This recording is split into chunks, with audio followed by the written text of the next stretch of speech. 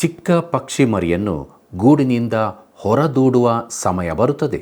ಆದರೆ ಎಲ್ಲ ಸಮಯಗಳಲ್ಲೂ ನಮಗೆ ಪ್ರೀತಿ ಪಾತ್ರರ ಅಗತ್ಯವಿದೆ.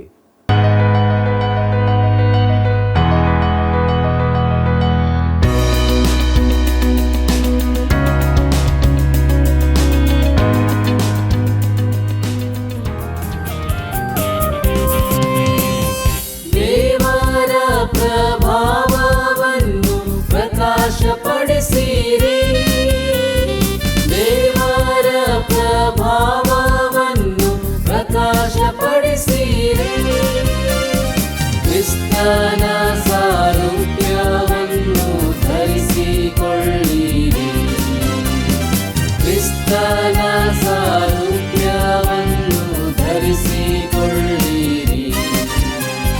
ದೇವರ ಪ್ರಭಾವವನ್ನು ಪ್ರಕಾಶಪಡಿಸಿರಿ. ದೇವರ ಪ್ರಭಾವವನ್ನು ಪ್ರಕಾಶಪಡಿಸಿರಿ. Hallelujah, hallelujah, hallelujah, hosanna.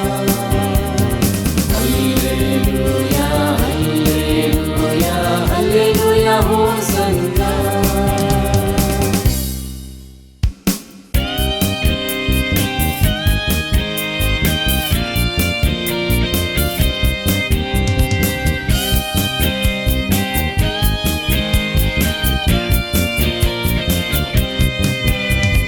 ಪ್ರಭಾವದಿಂದ ಅಧಿಕ ಪ್ರಭಾವಕ್ಕೆ ಸಾಗುತ್ತಾ ಹೋಗೋಣ.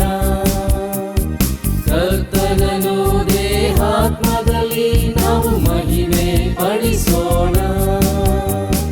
ಪ್ರಭಾವದಿಂದ ಅಧಿಕ ಪ್ರಭಾವಕ್ಕೆ ಸಾಗುತ್ತಾ ಹೋಗೋಣ. ಕರ್ತನನು ದೇಹಾತ್ಮದಲ್ಲಿ ನಾವು ಮಹಿಮೆ ಪಡಿಸೋಣ.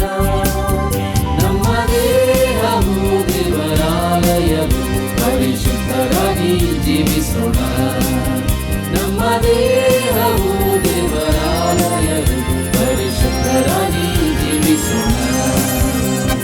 ದೇವರ ಪ್ರಭಾವವನ್ನು ಪ್ರಕಾಶಪಡಿಸಿರಿ.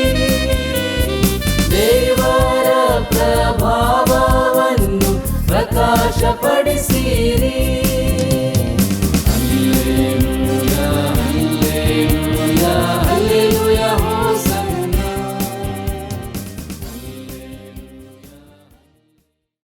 ಪ್ರೀತಿಯುಳ್ಳ ಆತ್ಮೀಯ ವೀಕ್ಷಕರೇ, ನಿಮಗೆಲ್ಲರಿಗೂ ಸತ್ಯವೇದ ಅಧ್ಯಯನ ಕಾರ್ಯಕ್ರಮಕ್ಕೆ ಪ್ರೀತಿಯ ಸುಸ್ವಾಗತ. ನಮ್ಮ ವೈರಿಯಾದ ಸೈತಾನನಿಗೆ ಮಾನವ ಸಂತತಿಯ ಮೇಲೆ ಅಪವಾದ ಹಾಕುವುದು ರೂಢಿಯಾಗಿದೆ. ಅದನ್ನು ತನ್ನ ಹತೋಟಿಯಲ್ಲಿರುವವರ ಮೂಲಕ ಈ ದಿನಗಳಲ್ಲಿ ಮಾಡುತ್ತಾನೆ.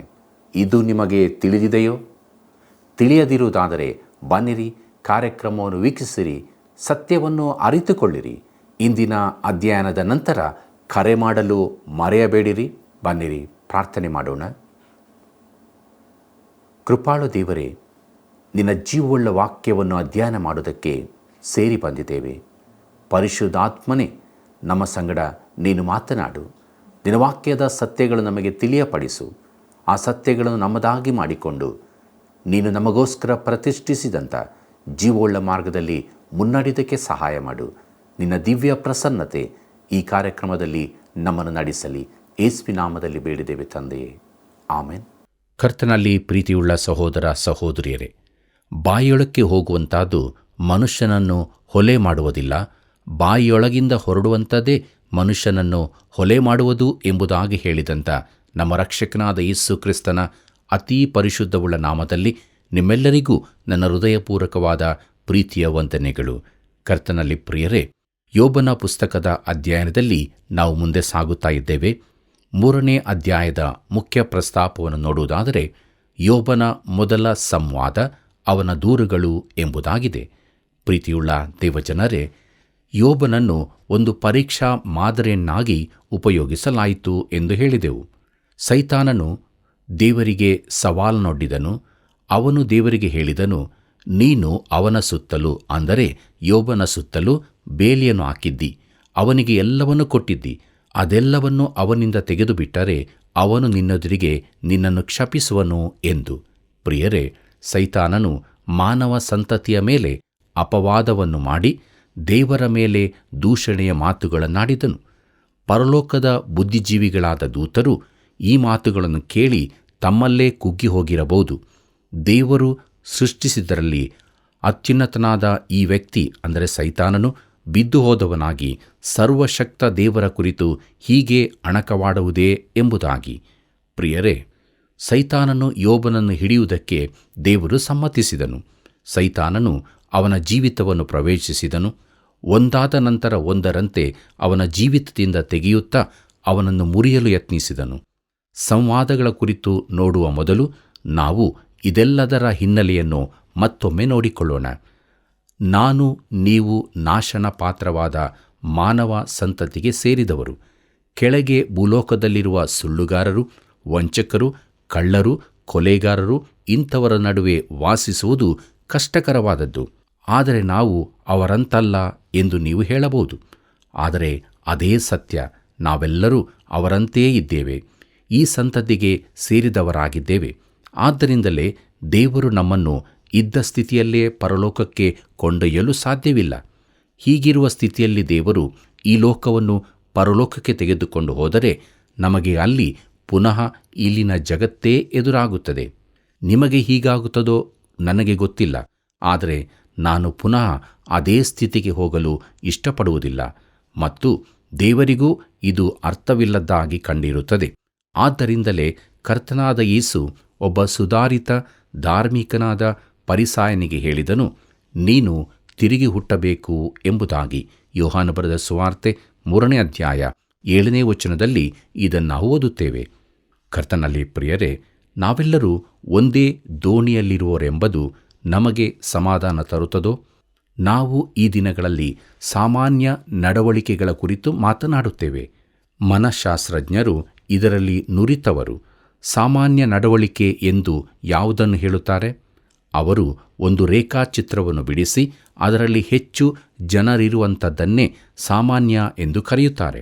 ಒಂದು ತುದಿಯಲ್ಲಿ ಅಸಾಮಾನ್ಯರು, ಮತ್ತೊಂದು ಬದಿಯಲ್ಲಿ ಅತಿ ಸಾಮಾನ್ಯರಿರುತ್ತಾರೆ. ಎರಡೂ ಕಡೆಗಳಲ್ಲೂ ಕೆಲವರಿರುತ್ತಾರೆ. ಮಧ್ಯದಲ್ಲಿರುವ ಹೆಚ್ಚಿನ ಸಂಖ್ಯೆಯವರು ಸಾಮಾನ್ಯರೆಂದು ಅವರು ಹೀಗೆ ತೀರ್ಮಾನಿಸುತ್ತಾರೆ. ಹಾಗಿಲ್ಲವೆಂದು ನನ್ನ ಅಭಿಪ್ರಾಯ. ನಾವೆಲ್ಲರೂ ಪಾಪಿಗಳಾಗಿದ್ದೇವೆಂದು ದೇವರು ಹೇಳುತ್ತಾನೆ. ಪ್ರೀತಿಯುಳ್ಳ ಸಹೋದರ ಸಹೋದರಿಯರೇ, ಈ ಮನುಷ್ಯನೆಂಬ ಪ್ರಾಣಿ ಬಲಹೀನನು, ಅಲ್ಲಾಡುವವನು, ತಪ್ಪು ಮಾಡಿದವನೂ ಆಗಿದ್ದಾನೆ. ಅವನ ಸಮತೋಲನವನ್ನು ಹಾಳು ಮಾಡುವುದು ಬಹು ಸುಲಭ. ಇದು ನಮ್ಮೆಲ್ಲರ ಸ್ಥಿತಿಯೂ ಆಗಿರುತ್ತದೆ. ಸಾಮಾನ್ಯ ಸ್ಥಿತಿಯಿಂದ ತಪ್ಪಿ ಪ್ರತ್ಯೇಕವಾಗಿರುವುದು ಬಹಳ ಸುಲಭ. 10ರಲ್ಲಿ ಒಬ್ಬನು ಮಾನಸಿಕ ರೋಗಿಯಾಗಿದ್ದಾನೆಂದು ಅಂಕಿಅಂಶ ತಿಳಿಸುತ್ತದೆ. ಪ್ರಿಯರೇ, ಈ ಸಂಖ್ಯೆ ವೃದ್ಧಿಯಾಗುತ್ತಾ ಇದೆ. ಕರ್ತನಲ್ಲಿ ಪ್ರಿಯರೇ, ಮಾನವನು ನೆಟ್ಟಗೆ ದೃಢವಾಗಿ ನಿಲ್ಲುವಂತೆ ಮಾಡಲು ದೇವರು ಕೆಲವು ಆಧಾರಗಳನ್ನು ಮಾಡಿದ್ದಾನೆ. ಪ್ರಸಂಗಿ ಪುಸ್ತಕದಲ್ಲಿ ಅದು ಹೀಗೆ ಹೇಳಲ್ಪಟ್ಟಿದೆ. ಪ್ರಸಂಗಿ 7ನೇ ಅಧ್ಯಾಯ 29ನೇ ವಚನದಲ್ಲಿ ಹೀಗೆ ನೋಡುತ್ತೇವೆ, ನೋಡು, ದೇವರು ಮನುಷ್ಯರನ್ನು ಸತ್ಯವಂತರನ್ನಾಗಿ ಸೃಷ್ಟಿಸಿದನು. ಅವರಾದರೂ ಬಹು ಯುಕ್ತಿಗಳನ್ನು ಕಲ್ಪಿಸಿಕೊಂಡಿದ್ದಾರೆ. ಇದನ್ನು ಮಾತ್ರ ಕಂಡೆನು ಎಂಬುದಾಗಿ. ಪ್ರೀತಿಯುಳ್ಳ ದೇವಜನರೇ, ದೇವರು ಮಾನವನಿಗೆ ಒಂದು ಕಾಯುವ ಆಯುಧವನ್ನು ಕೊಟ್ಟಿದ್ದಾನೆ, ಒಂದು ಭದ್ರತೆಯನ್ನು. ದೇವರು ನೀತಿವಂತರಿಗೂ ಅನೀತಿವಂತರಿಗೂ ಕೆಲವು ಸಹಾಯಕಗಳನ್ನು ಕೊಟ್ಟಿದ್ದಾನೆ. ನೀತಿವಂತರ ಮೇಲೂ ಅನೀತಿವಂತರ ಮೇಲೂ ಮಳೆ ಸುರಿಸುತ್ತಾನೆ. ದುಷ್ಟರಿಗೂ ಬೇಕಾದಷ್ಟು ಬೆಳಕನ್ನು ಗಾಳಿಯನ್ನು ಕೊಟ್ಟಿದ್ದಾನೆ.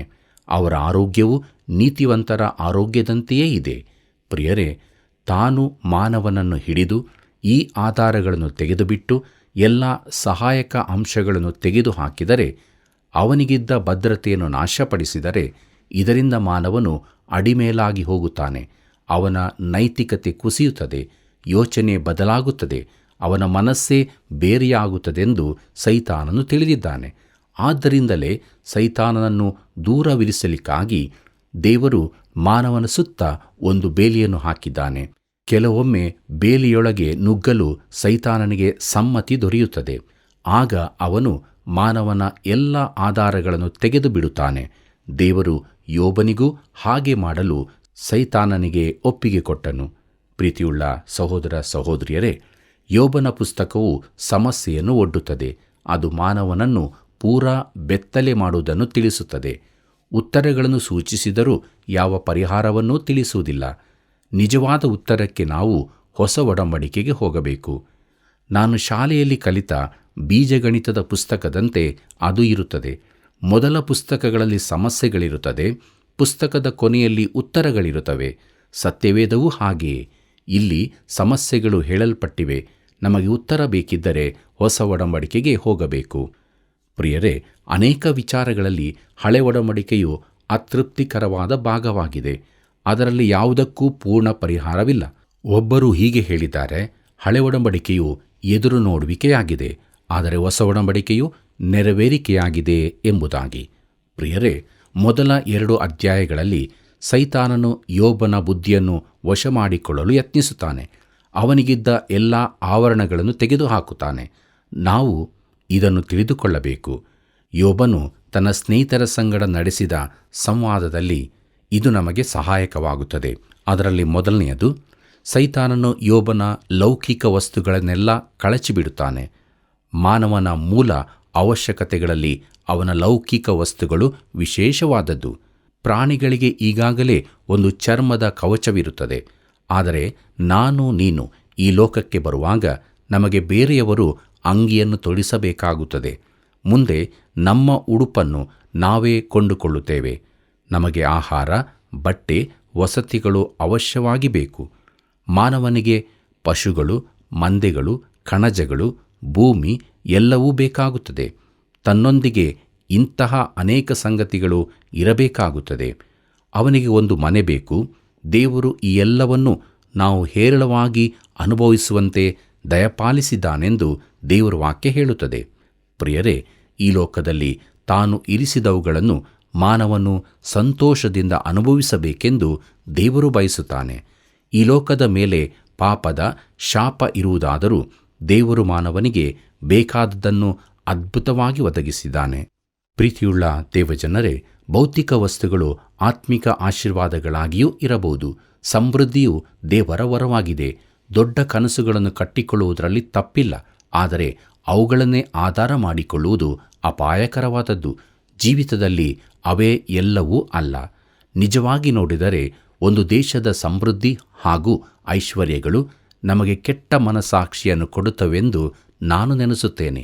ನಮಗಿರುವುಗಳನ್ನು ನಾವು ಆನಂದದಿಂದ ಅನುಭವಿಸುವಂತೆ ಮಾಡಲು ನಮಗೆ ಹೆಚ್ಚಾಗಿರುವ ಚೂರುಪಾರುಗಳನ್ನು ಇತರ ದೇಶಗಳಿಗೆ ಕಳುಹಿಸುವುದಕ್ಕಾಗಿ ಮಿಲಿಯಾಂತರ ಡಾಲರ್ಗಳನ್ನು ವೆಚ್ಚ ಮಾಡುತ್ತೇವೆ.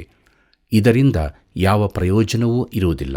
ಯಾಕೆಂದರೆ ನಾವು ಇದರಿಂದ ನಮ್ಮ ಮನಸ್ಸಾಕ್ಷಿಯನ್ನು ತಣಿಸಲೆತ್ನಿಸುತ್ತೇವೆ. ಪ್ರಿಯರೇ, ನಮಗಿರುವ ಉಪಕರಣಗಳು, ಸುಖಾನುಕೂಲತೆಗಳು ನಮ್ಮನ್ನು ಬಂದಿಗಳನ್ನಾಗಿ ಮಾಡಿವೆ. ವಾರದ ರಜಾದಿನ ಹಾಗೂ ವಾರದ ಕೊನೆಯಲ್ಲಿ ತಮ್ಮ ವಿದ್ಯುತ್ ಉಪಕರಣ, ಟಿವಿಗಳಿಂದ, ಮನೆಯಲ್ಲಿನ ಆಧುನಿಕ ಉಪಕರಣಗಳಿಂದ ದೂರವಿರುವುದಕ್ಕಾಗಿ ವಿಶ್ರಾಂತಿ ಸ್ಥಳಗಳಿಗೆ, ಸಮುದ್ರ ತೀರಗಳಿಗೆ ಜನರು ಧಾವಿಸುತ್ತಿರುತ್ತಾರೆ. ತಮಗೆ ಇದರಿಂದ ಬಿಡುಗಡೆ ಬೇಕೆಂದು ಅವರು ಹೇಳುತ್ತಾರೆ. ಪ್ರಿಯರೇ, ತಾವು ಸೆರೆಯಲ್ಲಿರುವ ಭಾವನೆ ಅವರಿಗಾಗಿರುತ್ತದೆ. ಕ್ರೈಸ್ತನು ಕೂಡ ಏಕಾಂಗಿಯಾಗಿದ್ದು ತನ್ನನ್ನು ತಾನು ಪರೀಕ್ಷಿಸಿಕೊಳ್ಳಬೇಕಾಗಿದೆ. ನಾನು ವಸ್ತುಗಳ ಮೇಲೆ ಭರವಸವಿಟ್ಟಿದ್ದೇನೋ ಇಲ್ಲ ದೇವರ ಮೇಲೆಯೋ ಎಂಬುದಾಗಿ. ಪ್ರಿಯರೇ, ಯೋಬನು ಎಲ್ಲವನ್ನು ಕಳಕೊಂಡನು. ಅವನು ಸಮೃದ್ಧಿಯಿಂದ ಬಡತನಕ್ಕೆ ಇಳಿದನು. ಆದರೆ ಅವನ ಅಸ್ಥಿವಾರವು ಕದಲಲಿಲ್ಲ. 2ನೇ ವಿಷಯವನ್ನು ನೋಡೋಣ. ಯೋಬನ ಪ್ರಿಯರನ್ನು ತೆಗೆದು ಬಿಡಲು ಸೈತಾನನಿಗೆ ದೇವರು ಸಮ್ಮತಿ ಕೊಟ್ಟನು. ನಮಗೆ ಆಧಾರವಾಗಿ ನಮ್ಮ ಪ್ರಿಯರು ಇರಬೇಕು. ಮಕ್ಕಳನ್ನು ನಾವು ಅಪ್ಪಿಕೊಂಡು ಮುದ್ದಿಡುವುದಕ್ಕಾಗಿ ಕರ್ತನು ಮಕ್ಕಳನ್ನು ಆಕರ್ಷರನ್ನಾಗಿ ಮಾಡುತ್ತಾನೆ. ಅವುಗಳಿಗೂ ಈ ಪ್ರೀತಿ ಬೇಕು. ಪ್ರಿಯರೇ, ಡಾಕ್ಟರ್ ವರ್ನನ್ ಮ್ಯಾಗಿಯವರು ಈ ರೀತಿಯಾಗಿ ಹೇಳುತ್ತಾರೆ, ನನ್ನ ಜೀವಿತದ ಅತ್ಯಂತ ಸಂತಸದ ಕ್ಷಣವೆಂದರೆ ನನ್ನ ಮೊದಲ ಮಗುವನ್ನು ಕೈಗಳಲ್ಲೆತ್ತಿ ಹಿಡಿದುಕೊಳ್ಳುವುದೇ ಆಗಿತ್ತು. ಆದರೆ ಆ ಮಗುವನ್ನು ದೇವರು ತೆಗೆದುಕೊಂಡನು. ಈಗ ನನ್ನ ಅತ್ಯಂತ ಸುಖದ ಕ್ಷಣವೆಂದರೆ ನನ್ನ ಮೊಮ್ಮಕ್ಕಳನ್ನು ಕೈಗಳಲ್ಲೆತ್ತಿಕೊಳ್ಳುವುದು. ಅದೆಷ್ಟು ಅದ್ಭುತವಾದದ್ದು! ದೇವರು ನಮ್ಮನ್ನು ಈ ರೀತಿ ಉಂಟು ಮಾಡಿದ್ದಾನೆ ಎಂಬುದಾಗಿ. ಕರ್ತನಲ್ಲಿ ಪ್ರಿಯರೇ, ಮಗು ಬೆಳೆಯುತ್ತಾ ಹೋದಂತೆ ಪ್ರೀತಿ ಕರುಣೆಗಳನ್ನು ಹುಡುಕುತ್ತಾ ಹೆತ್ತವರ ಬಳಿಗೇನೇ ಹೋಗುತ್ತಾನೆ. ಕೈಗೆ ತಾಗಿದಾಗ ತಾಯಿಯ ಮುದ್ದಿಗಾಗಿ ಓಡುತ್ತಾನೆ. ಅದು ಗಾಯವನ್ನು ಗುಣಪಡಿಸುವುದಿಲ್ಲ, ಆದರೆ ಮಗುವಿಗೆ ಸಮಾಧಾನವಾಗುವುದಂತೂ ನಿಜ. ಈ ರೀತಿಯ ಪ್ರೀತಿಯ ವಾತಾವರಣ ಇಲ್ಲದಿದ್ದರೆ ಮಗುವು ಮಾನಸಿಕ ತೊಂದರೆಗಳೊಂದಿಗೆ ಬೆಳೆಯುತ್ತದೆ. ಈ ಕುರಿತ ಮನಃಶಾಸ್ತ್ರಜ್ಞರ ಅಭಿಪ್ರಾಯ ಸರಿಯಾದದ್ದೇ. ಪ್ರೀತಿಯುಳ್ಳ ದೇವಜನರೇ, ಬಳಿಕ ಚಿಕ್ಕ ಪಕ್ಷಿ ಮರಿಯನ್ನು ಗೂಡಿನಿಂದ ಹೊರದೂಡುವ ಸಮಯ ಬರುತ್ತದೆ. ಯೌವನಾವಸ್ಥೆಗೆ ಪ್ರವೇಶಿಸುವವರಿಗೆ ಹೆತ್ತವರ ಆಧಾರ ಬೇಕಾಗುವುದಿಲ್ಲ ಮತ್ತು ಮುಂದೊಂದು ದಿನ ಅವರ ಪ್ರೀತಿಯು ಬೇರೆಯೇ ವ್ಯಕ್ತಿಯ ಮೇಲೆ ಕೇಂದ್ರೀಕೃತವಾಗುತ್ತದೆ. ಬಳಿಕ ಪ್ರೀತಿಯು ತನ್ನ ಸ್ವಂತ ಮಕ್ಕಳ ಮೇಲೆ ಹರಿಯುತ್ತದೆ. ಆದರೆ ಎಲ್ಲ ಸಮಯಗಳಲ್ಲೂ ನಮಗೆ ಪ್ರೀತಿ ಪಾತ್ರರ ಅಗತ್ಯವಿದೆ. ಪ್ರಿಯರೇ, ಯೋಬನು ಒಂದೇ ದಿನದಲ್ಲಿ ತನ್ನ 7 ಮಂದಿ ಗಂಡು ಮಕ್ಕಳನ್ನು 3 ಮಂದಿ ಹೆಣ್ಣು ಮಕ್ಕಳನ್ನು ಕಳಕೊಂಡನು. ಕರ್ತನಲ್ಲಿ ಪ್ರಿಯರೇ, 3ನೇ ವಿಷಯವನ್ನು ನೋಡುವಾಗ ಮಾನವನ ಸುಖ ಜೀವಿತಕ್ಕೆ ಆರೋಗ್ಯ ಬಹಳ ಪ್ರಾಮುಖ್ಯವಾದದ್ದು. ಅನೇಕ ವೇಳೆ ಆತ್ಮಹತ್ಯೆಯ ವಾರ್ತೆಯ ಜೊತೆಗೆ ಅವರು ಅಸ್ವಸ್ಥರಾಗಿದ್ದರು ಎಂಬ ಮಾತೂ ಇರುತ್ತದೆ.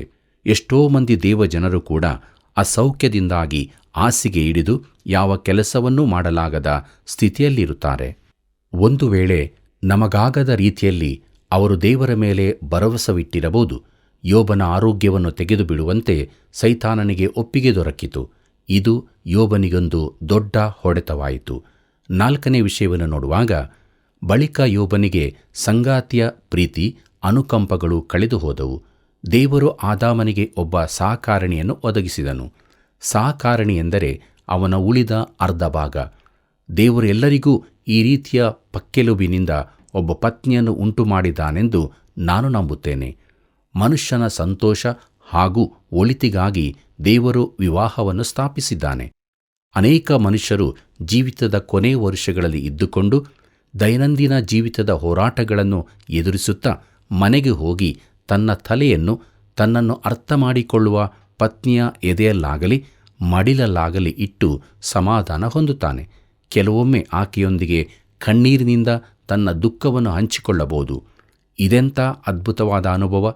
ನಾವು ನೋಡಿದಂತೆ ಯೋಬನು ತನ್ನ ಪತ್ನಿಯ ಕನಿಕರ ಅನುಕಂಪಗಳನ್ನು ಕಳಕೊಳ್ಳುತ್ತಾನೆ. 5ನೇ ವಿಷಯವನ್ನು ನೋಡುವಾಗ ಯೋಬನ ಸ್ನೇಹಿತರು ಅವನೊಂದಿಗೆ ದುಃಖ ಹಂಚಿಕೊಳ್ಳಲು ಬಂದರು. ಆದರೆ ಅವರು ಮರುಭೂಮಿಯ ಮರೀಚಿಕೆಯಂತಿದ್ದರು.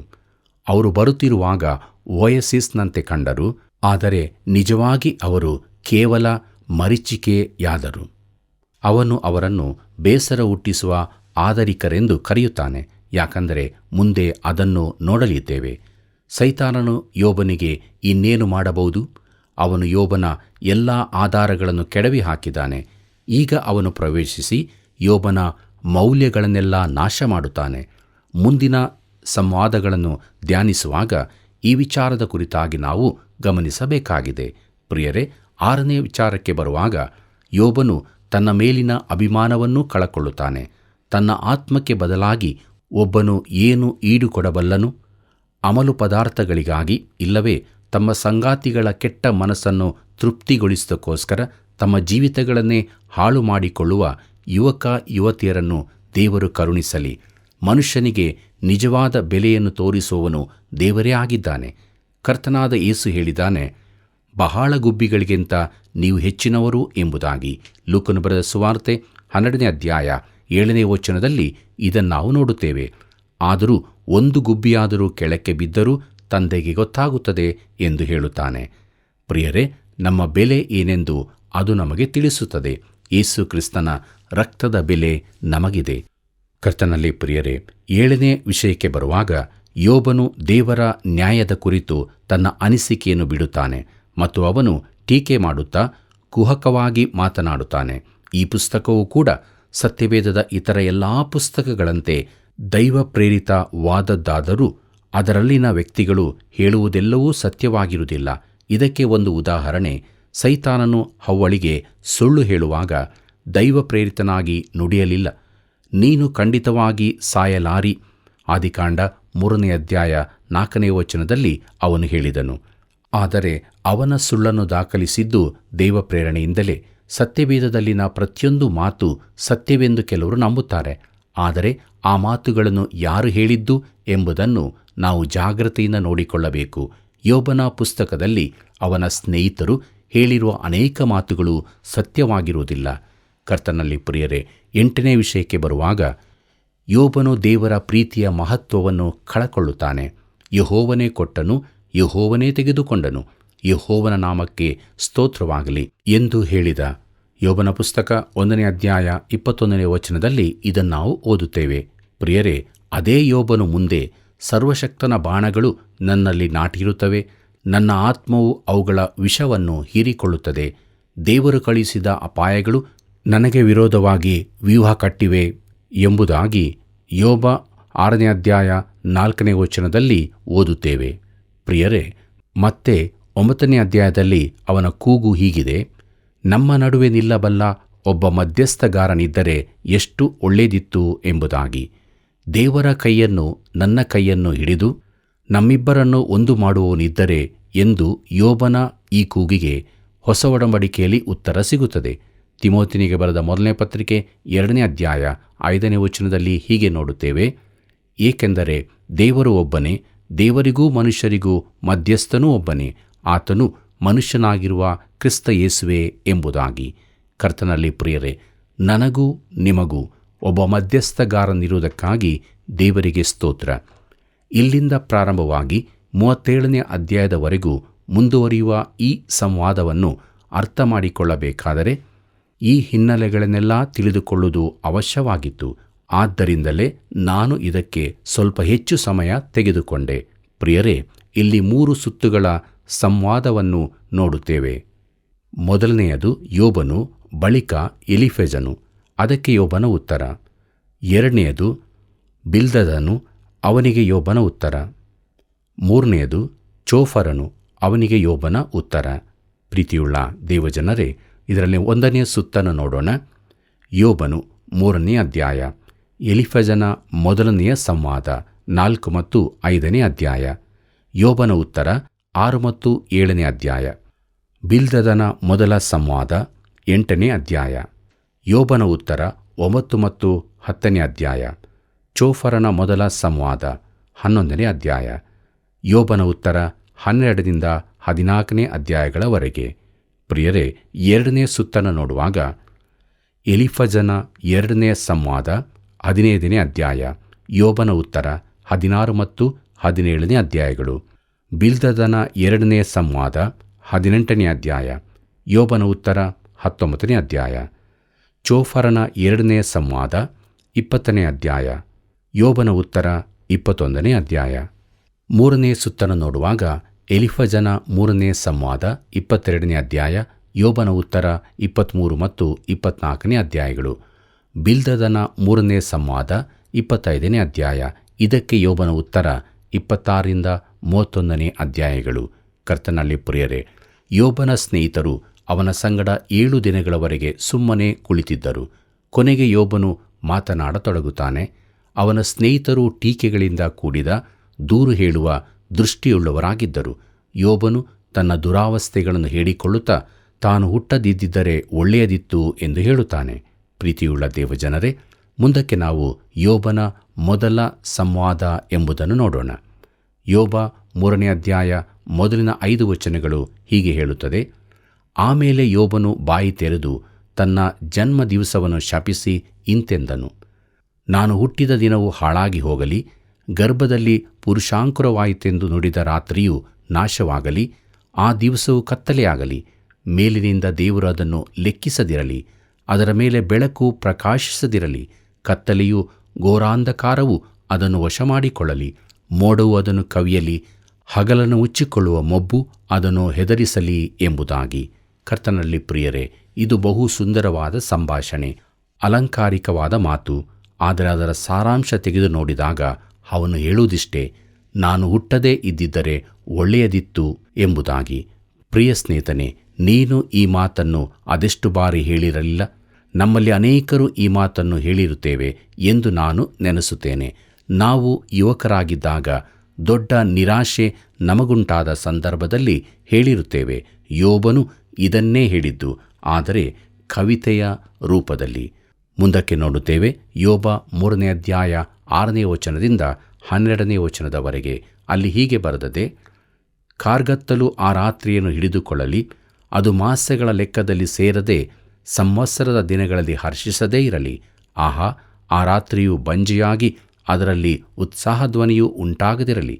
ಘಟಸರ್ಪವನ್ನು ಎಬ್ಬಿಸುವುದರಲ್ಲಿಯೂ ದಿನಗಳನ್ನು ಕ್ಷಪಿಸುವುದರಲ್ಲಿಯೂ ಜಾಣರಾದ ಮಾಂತ್ರಿಕರು ಅದಕ್ಕೆ ಶಾಪ ಕೊಡಲಿ. ಆ ದಿನದಲ್ಲಿ ಮುಂಜಾನೆಯ ನಕ್ಷತ್ರಗಳು ಮಿಣುಕದೆ ಹೋಗಲಿ. ಅದು ಬೆಳಕನ್ನು ಎದುರು ನೋಡಿದರೂ ಹೊಂದದಿರಲಿ. ಅರುಣೋದಯವೆಂಬ ರೆಪ್ಪೆ ತೆರೆಯುವುದನ್ನು ಅದು ಕಾಣದಿರಲಿ. ಆ ರಾತ್ರಿಯು ತನ್ನ ತಾಯಿಯ ಗರ್ಭದ್ವಾರವನ್ನು ಮುಚ್ಚಿ ನನ್ನ ಕಣ್ಣುಗಳಿಗೆ ಶ್ರಮೆಯನ್ನು ಮರೆ ಮಾಡಲಿಲ್ಲವಲ್ಲ. ನಾನು ಹುಟ್ಟುವಾಗಲೇ ಏಕೆ ಸಾಯಲಿಲ್ಲ? ಗರ್ಭದಿಂದ ಬಂದಾಗ ಏಕೆ ಪ್ರಾಣ ಬಿಡಲಿಲ್ಲ? ತಂದೆಯ ತೊಡೆಯು ನನ್ನನ್ನು ಹೊತ್ತದ್ದೇಕೆ? ತಾಯಿಯ ಮೊಲೆಗಳು ಕುಡಿಯ ಕೊಟ್ಟದ್ದೇಕೆ ಎಂಬುದಾಗಿ. ಪ್ರೀತಿಯುಳ್ಳ ದೇವಜನರೇ, ಯೋಬನು ಸ್ಪಷ್ಟವಾಗಿ ಗಟ್ಟಿಯಾಗಿ ಹೇಳುತ್ತಿದ್ದಾನೆ, ನಾನು ಹುಟ್ಟದೇ ಇದ್ದಿದ್ದರೆ ಒಳ್ಳೆಯದಿತ್ತು ಎಂದು. ಆದರೆ ಈ ರೀತಿಯ ಮನೋಭಾವ ನಮ್ಮ ಜೀವನದ ಯಾವ ಸಮಸ್ಯೆಯನ್ನೂ ಪರಿಹರಿಸುವುದಿಲ್ಲ. ಹುಟ್ಟಬಾರದಿತ್ತೆಂದು ನೆನೆಸಿದರೂ ನೀನು ಹುಟ್ಟಿರುವ ಸತ್ಯವನ್ನು ಇಲ್ಲವೆಂದು ಮಾಡುವುದಕ್ಕಾಗದು. ಸತ್ತರೆ ಒಳ್ಳೆಯದೆಂದು ನೀನು ನೆನೆಸಬಹುದು, ಆದರೆ ನೆನೆಸಿದ ಮಾತ್ರಕ್ಕೆ ಒಬ್ಬನು ಸಾಯಲಾರನು. ಅದೆಲ್ಲವೂ ಸಮಯ ಹಾಳು ಮಾಡುವುದಷ್ಟೇ. ಮನಸ್ಸಿನ ಒತ್ತಡವನ್ನು ಸ್ವಲ್ಪ ಕಡಿಮೆ ಮಾಡಬಹುದಷ್ಟೇ. ಯೋಬನಿಗೂ ಆ ಮಾತುಗಳಿಂದಲೇ ಅಷ್ಟೇ ಲಾಭ. ಕರ್ತನಲ್ಲಿ ಪ್ರಿಯರೇ, ದೇವರ ವಾಕ್ಯವನ್ನು ನಾವು ಅಧ್ಯಯನ ಮಾಡಿದ್ದೇವೆ. ನಾವು ನಮ್ಮ ಜೀವಿತದಲ್ಲಿ ಯಾವ ಮನೋಭಾವದಿಂದ ಜೀವಿಸುತ್ತಾ ಇದ್ದೇವೆ? ದೇವರು ಕೊಟ್ಟಂಥ ಈ ಜೀವಿತವನ್ನು ನಾವು ಮುಂದೆ ಸಾಗಿಸುವಾಗ ದೇವರಾತ್ಮನ ಬಲದಿಂದ ತುಂಬಿದವರಾಗಿ ಯಾವಾಗಲೂ ಆತನಲ್ಲಿ ಸಂತೋಷಪಡುತ್ತಾ ನಿತ್ಯ ಜೀವದ ನಿರೀಕ್ಷೆಯಲ್ಲಿ ಜೀವಿಸೋಣ. ಈ ರೀತಿಯಾಗುವಂತೆ ದೇವರು ತಾನು ನಮಗೆ ಸಹಾಯ ಮಾಡಿ ನಡೆಸಲಿ. ಕರ್ತನ ಕೃಪೆಯು ಸದಾ ನಿಮ್ಮ ಸಂಗಡ ಇರಲಿ. ಪ್ರಿಯರೇ, ಮನುಷ್ಯರಾದ ನಾವು ಅಲ್ಲಾಡುವವರು, ತಪ್ಪು ಮಾಡುವವರೂ ಆಗಿದ್ದೇವೆ. ಸತ್ಯವೇದದ ಹಳೆ ಒಡಂಬಡಿಕೆಯು ಎದುರು ನೋಡುವಿಕೆಯಾಗಿದೆ, ಆದರೆ ಹೊಸ ಒಡಂಬಡಿಕೆ ನೆರವೇರಿಕೆಯಾಗಿದೆ. ದೇವರ ಅನುಮತಿಯ ಮೇರೆಗೆ ಸೈತಾನನು ಯೋಬನ ಸುತ್ತಲೂ ಇದ್ದ ಆವರಣಗಳನ್ನು ತೆಗೆದರೂ ಕೂಡ ಯೋಬನು ಯಥಾರ್ಥನಾಗಿದ್ದನು. ನಾವು ಕೂಡ ಎಲ್ಲ ಸಮಯಗಳಲ್ಲಿ ಯಥಾರ್ಥರಾಗಿ ಜೀವಿಸೋಣವೇ? ಪ್ರಿಯ ವೀಕ್ಷಕರೇ, ಸತ್ಯವೇದ ಅಧ್ಯಯನವು ನಿಮ್ಮ ಬಾಳಿಗೆ ಬೆಳಕಾಗಿದೆಯಲ್ಲವೇ? ಆದುದರಿಂದ ಆ ಬೆಳಕನ್ನು ಇತರರು ಹೊಂದಿಕೊಳ್ಳಲು ಈಗಲೇ ಕರೆ ಮಾಡಿ ನಮ್ಮೊಂದಿಗೆ ಕೈಜೋಡಿಸಿರಿ. ವಂದನೆಗಳು.